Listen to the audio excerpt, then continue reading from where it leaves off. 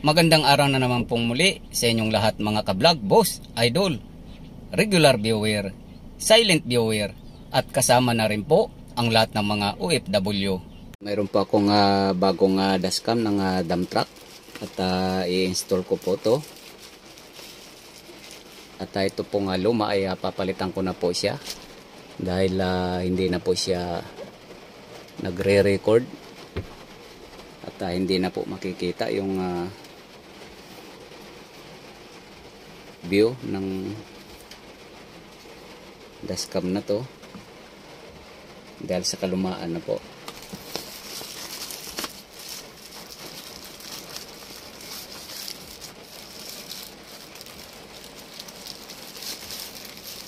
So ito po yung bago.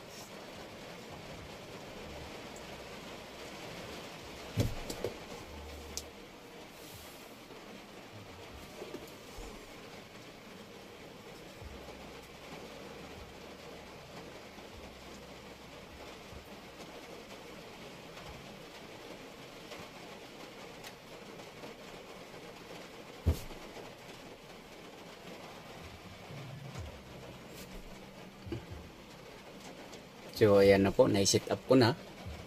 So mayroon po siyang date, time. So ayan na po siya. So ready na po yan. Yan. So ito po no use na po to. So, dahil po sa kalumaan ay hindi na po siya nakakakuha ng record na maayos. So hanggang dito na lang po muna ang video kong ito. Please like, subscribe na lang po and hit notification bell para sa susunod na mga video. God bless all po.